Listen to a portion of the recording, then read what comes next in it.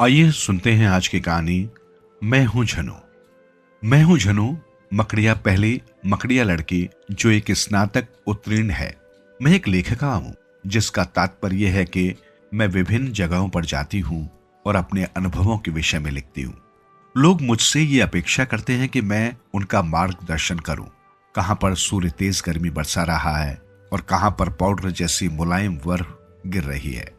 मैं मुझसे ये अपेक्षा रखते हैं कि मैं उन्हें बताऊं कि सबसे बेहतर पिज्जा कहां मिलता है और इन स्थानों से तोहफे खरीदते समय धोखाधड़ी से कैसे बचें। जो लेख मैं लिखती हूं वे टीवी चैनलों द्वारा वृत्त चित्र में बदल दिए जाते हैं, जिनमें मैं काम करती हूं और फिर उनका प्रसारण होता है। कभी कभार लोग मुझे तारीफ की चिट्ठियां भेजते हैं और ऐसा होने पर मुझे कुछ अधिक पैसे मिलते हैं, लेकिन मैंने अपनी वर्तमान नौकरी छोड़ने का फैसला किया है। इसलिए मैं आपको अपने आखिरी लेख के बारे में बताती हूँ, जो मेरी अपनी जीवनी पर आधारित है। नेम्युगुदा, जो मेरा जन्म स्थान है, भारत के अन्य गांवों की तरह एक है और सबसे अधिक गरीब भी। ओडिशा के कुछ अनजान पुराने पहाड़ों के तलहटी पर स्थित ये गांव बिरहोर आदिवासी समुदाय के कई परिवारों का घर है। वन निवासी समाज का होने के कारण इस समुदाय के लोग ओडिशा, झारखंड, छत्तीसगढ़ और पश्चिम बंगाल के प्रदेशों में रहते हैं। यहाँ के नागरिक इस समुदाय के लोगों को विभिन्न नामों से पुकारते हैं। मयूरभंज और संभलपुर के लोग हमें मकड़िया और मकेंद्रिया के नाम से पुकारते हैं। हमारा समुदाय बंदरों को मारकर उनका मांस खाता था और शायद इसलिए ये हमें मकड़िया कहते हैं। बड़े होते हुए हमारा हर दिन एक संघर्ष होता था। जमीन न होने के कारण हमें मजदूरी करनी पड़ती थी ताकि हम अपनी बुनियादी जरूरतों को पूरा कर सकें। गन्ने के खेतों की कटाई करना, धान की बुआई, कोयले की खान में नीचे उतरना, सड़क के किनारे पत्थरों को तोड़ना, हम सब कुछ करते थे जो हमारी राह में पड़ता था। हर गर्मियों की शुरुआत में हमारे पिताजी अपने सिर पर एक गठरी रखकर हमसे विदाई लेते थे। 38 वर्षीय सुदामा मकदिया ने अपना थकाऊ सफर शुरू किया। बंगाल की खाड़ी पर ताड़ झुटमुट तक एक हफ्ते का सफर पैदल किया। अपने मजबूत डीलोड के कारण वो ठेकेदार द्वारा किराए पर लिए जाते थे, एक यात्रा एजेंट जो मजदूरों को नौकरी देता है। ताड़ के झुरमुटों में काम करने के लिए अधिक मेहनत की आवश्यकता होती है। आदमियों को ताड़ के ऊंचे पेड़ों पर नंगे बदन बिना किसी सुरक्षा के चढ़ना पड़ता था और ये ताड़ का पेड़ 4 से 5 मंजिल इमारत के बराबर ऊंचा होता था। आदमियों को ताड़ के कक्ष में एक चीरा लगाना होता था और पेड़ से निकलने वाले ताड़ के दूध को इकट्ठा करना होता था। उनकी कलाबाजी करने की हरकतें उन्हें लोगों के बीच में मंकी मैन के नाम से मशहूर करवाती थी। हर शाम को ठेकेदार आता था और उस कीमती उपज को आदमियों से लेता था और जमशेदपुर के मिठाई वाले को पहुंचाता था। हम 5 भाई बहन थे, 2 भाई और 3 बहनें। मैं अपने माँ बाप की तीसरी बेटी थी और मेरे 2 भाई मुझसे काफी बड़े थे। मैं 9 साल की एक कोमल सी लड़की थी, जिसके लंबे काले बाल थे जो हमेशा चोटियों में बंधे रहते थे। मुझे मेरी माँ की खूबसूरत तिरछी आंखें मिली थी, लेकिन मुझे मेरी नुकीली नाक और मोटे होठ अपने पिता से मिले थे।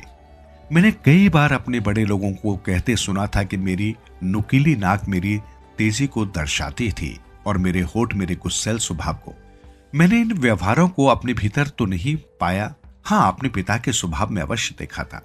मैं एक छोटी सी सोने की नथनी पहनती थी, जिससे मेरे नैन नक्श और भी उभरते थे। मैं सुबह भोर में उठती थी, अपनी माँ के साथ घर के कामों में हाथ बटाती थी और देर रात तक सोने जाती थी।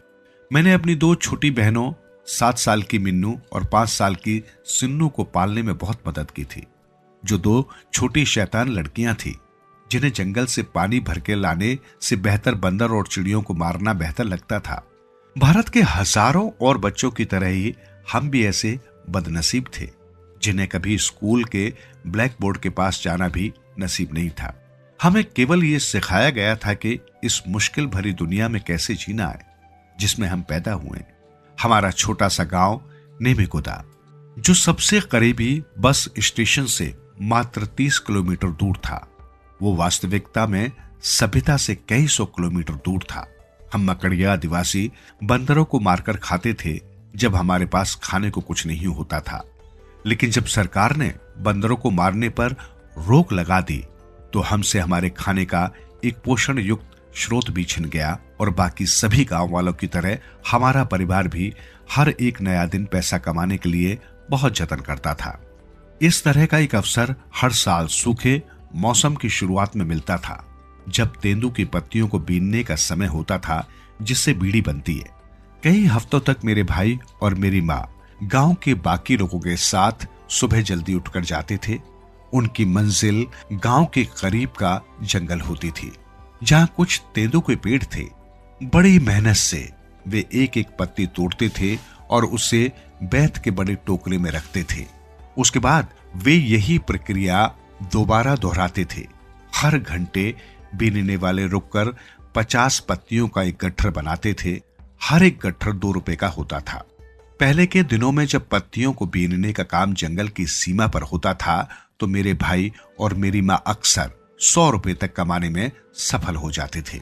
मेरे भाई पत्तियों को तोड़ने और बीनने में मेरी माँ उतने कुशल नहीं थे, पर वे सब मिलकर 100 रुपए के आसपास कमा लेते थे, जिससे हमारे छोटे से परिवार का गुजर कुछ नहीं से थोड़ा आगे हो जाता था।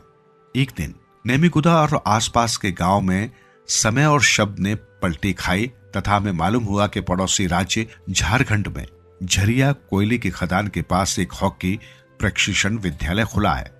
वो विद्यालय आदिवासी लड़कियों को पढ़ाएगा और उन्हें प्रशिक्षण देगा, जिसके बदले में वे लड़कियां उसके खेतों में काम करेंगी। लोग उस ठेकेदार को रिश्वत देने के लिए कुछ भी करने को तैयार थे, जो उन लड़कियों का चयन करने वाला था। माएं दौड़ दौड़ कर महाजन के पास जा रही थी तथा अपने गहने उसके पास गिरवी रख रही थी, ताकि रिश्वत के लिए कुछ पैसों का इंतजाम हो जाए। और अगर उनके पास गहने नहीं होते थे तो वे अपनी गाय और छोटी बकरियां भी देने को तैयार थी। मेरा ट्रक कल सुबह 4 बजे आएगा। लड़कियों का चयन करने वाले ठेकेदार ने अभिभावकों को बताया, जिनकी लड़कियों का चयन हो चुका था। और हमारी लड़कियां कब वापस आएंगी? मेरे पिता ने सबकी तरफ से पूछा। हर साल मकर के महीने में, ठेकेदार ने कहा। मेरे चेहरे पर डर की रेखाएं दिखने लगी।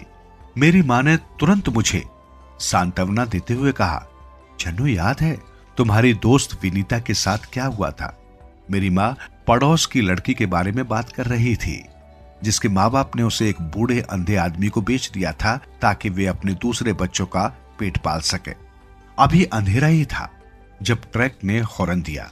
हम चुनी हुई लड़कियां पहले से ही बाहर खड़ी हुई थी और ठंड के कारण आपस में घुसी हुई थी। हमारी माएं हम लोगों से पहले ही उठ गई थी हमारे लिए खाना बनाने, जो उन्होंने साल की पत्तियों में लपेट कर रखा था। सफर थोड़ा लंबा था और आखिरकार ट्रक एक लंबे से शेड के आगे रुका, जिस पर टाइल्स लगे थे।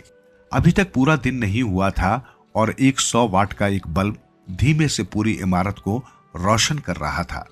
चौकीदार एक पतली कट काठी वाला आदमी था, जिसने बिना कॉलर का कुर्ता और लुंगी पहनी थी। अंधेरे में उसकी आंखें अंगीठी में रखे हुए अंगारे की तरह लग रही थी। आप सब इधर आकर बैठ जाएं, उसने एक बड़े से हॉल में बुलाते हुए हम सबसे कहा। हॉल में जाकर उसने हम सबको गिना और हमें आधे आधे 2 गुटों में बांट दिया। मैं अपने भाई बहनों से अलग होकर पहले गुट में चली गई, जहां मैंने कई नए चेहरे देखे। सब चीजें काफी अजीब थी और नई थी। हम वहां 1 हफ्ते तक रुके। अगले रविवार को एक काले सूट में एक गंजा आदमी 2 बड़ी अटैचियां लेकर आया। ठेकेदार से उसकी बातचीत काफी लंबी हुई। हमें अंदर जाने की अनुमति नहीं थी, लेकिन जब वो चला गया तो ठेकेदार बहुत खुशी से और तेजी से चलते हुए हमारे पास आया। तैयार हो जाओ, प्रशिक्षण कल से शुरू होगा, उसने अपने हाथ को जोड़ते हुए ताली बजाते हुए कहा। उसने हमें उसी शाम को एक दूसरी इमारत में भेजा और हमें वहां बंद कर दिया।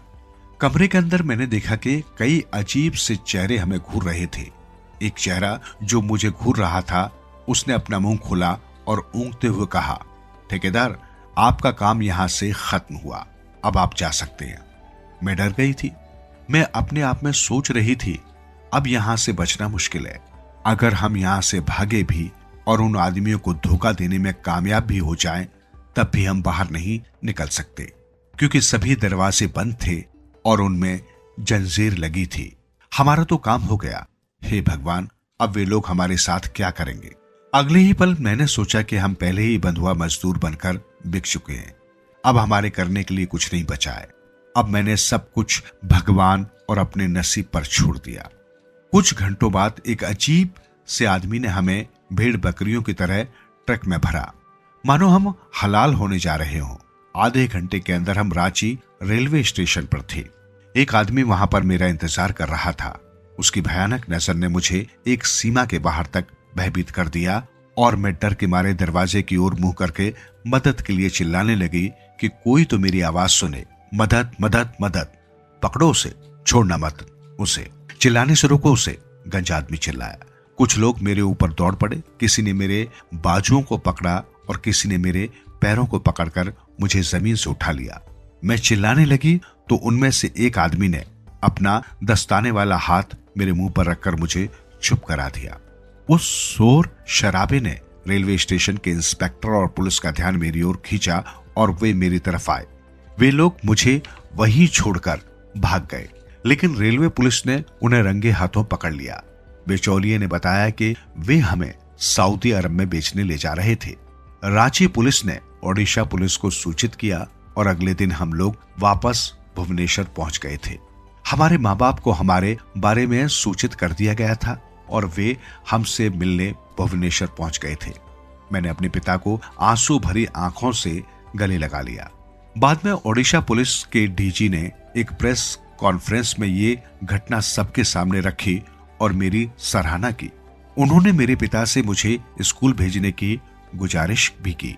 पहले तो पिताजी इस बात के लिए नहीं माने, लेकिन फिर वे मान गए। भुवनेश्वर स्थित Kalinga School of Social Science ने मुझे अपने विद्यालय में दाखिला दिया और मैंने अगले ही दिन से पढ़ाई शुरू की। मैं एक बेहतरीन विद्यार्थी थी। मैं पढ़ सकती थी और मुझे हमेशा याद रहता था कि मैंने क्या पढ़ा। मैं हर चीज बहुत जल्दी याद कर लेती थी। समय बीतता गया और जल्दी ही वो समय आया जब मुझे ओडिशा बोर्ड की परीक्षा देनी थी। कोई 1.5 महीने के बाद परीक्षा का नतीजा आया और मैंने बेहतरीन अंक हासिल किए। और अब मुझे गर्व है कि मैं पहली बिरहोर मकड़िया लड़की हूं जिसने अपना परास्नातक खत्म किया है। मैंने एक सेवा संस्था खोलने के विषय में सोचा है जिसमें मैं आदिवासी लड़कियों को पढ़ाऊंगी। मैं अपने गांव और दूसरे गांव के लोगों को भी बढ़ावा दूंगी कि वे अपने बच्चों को स्कूल भेजें। मैं चाहती हूं कि मकड़िया बच्चे बंदरों को मारने की बजाय बेहतरीन कंप्यूटर चलाने के लिए जाने जाएं और नवीन भारत की मुख्य धारा की कार्यप्रणाली का हिस्सा बने।